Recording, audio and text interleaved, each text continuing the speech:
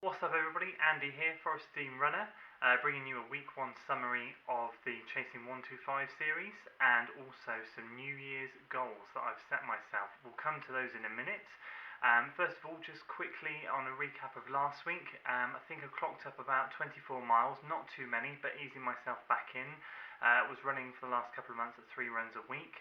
Wanted to up that to 4 runs, so what I did last week is I ran a 5.5 mile sort of mid-tempo run with a big long hill in it. Like to do that one every week, good strength training.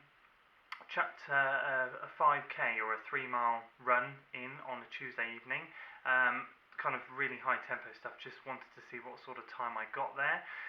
Got an 18:34 I think on that one, went out far too fast, ran a 5:38 first mile and then just blew up, and 6:20 something and a 6:20 something on the next two. So hopefully this week when I do it again, I'll try and average out at a 6-minute mile pace and see what we can do there. Ran an easy 7-miler last week as well, and then on Sunday just gone, ran a long run of 14 miles I think it was. First long run since before Christmas, which is awesome. Really wanted to get out and do another long run for a while, and I've done it. It killed me.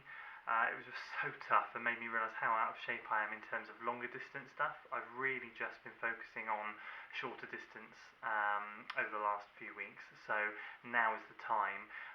Week 2 commencing Monday, did my first run yesterday, up my normal 5.5 miler to a 6-miler. It's only half a mile difference, but on the other runs I'll be doing, there'll be a lot more distance in them, and looking now until the end of March to hit at least 30 miles a week, but ideally towards mid-February hit the 40 mark, 45 possibly. That's kind of where I was at last year.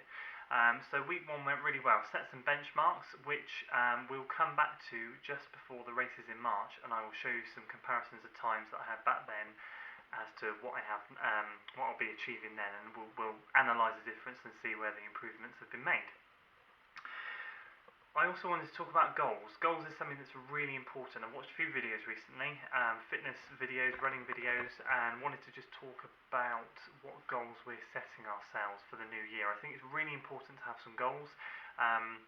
There's a good YouTuber, Sage Canada, he runs VO2 Max Productions. I watch his videos and he did a nice New Year's resolution goal, and he said you should set goals that you know you should achieve, ones that you will achieve if you work hard, and then those pie in the sky goals, which, if you really put your heart and soul into it, you'll get them, but if you don't get them, it doesn't matter so much.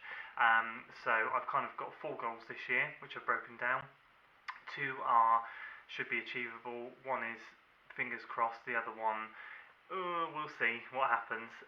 So I wanted to start off, I want to get 1,500 miles logged this year on Strava. I converted over to Strava tail end of last year. I was using the Running Bug as well, which I'm still using, both great websites, and I think I've clocked up from March till December, it was about 1,200 miles. I think I can do 1,500 and it should be doable. So I've obviously started logging now, and that's my first goal. Second goal, obviously, chasing 125. Want to get that 1:25 half marathon time. That's the main goal. I've set myself that I want it by the end of the year, but I want to do it in the Cardiff World's Half Marathon race in March. That is the main goal. If I don't quite get it then, I'll book some others. I've got some others planned, so that's fine, but that is the goal.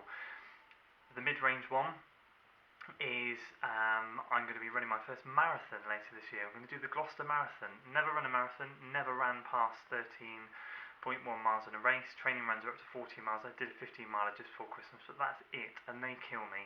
That's in August. I've got 6 months, so I kind of have half an eye on that. So once the March races are out the way, I do have a couple planned for April, May, but the training will focus on marathon training then, so that'll be another series following that. No time set, just finishing it.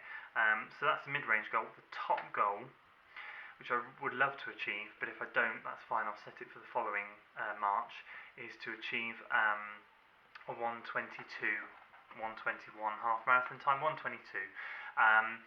Because I'm going to be focused, I was going to set myself that as my goal for my September-October races, but because my training is going to flip to marathon training and marathon specific, I'm not quite quite sure how much speed work I'll get in, and because I'm not worried about time on the marathon, it's not going to be quite so speed orientated.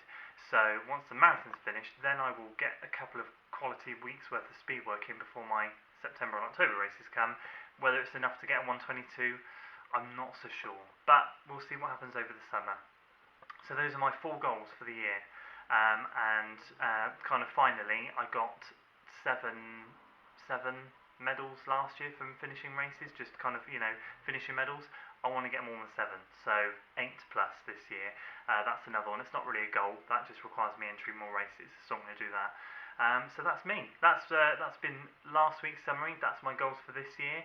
Later this week, hopefully I'm going to get another video out to you guys of one of my other workouts that I do, and stay tuned for that. That's going to be my 8.25 miler with the 2 by 2 mile tempo repeats. It's a workout I swear by. It's awesome and it does a great job.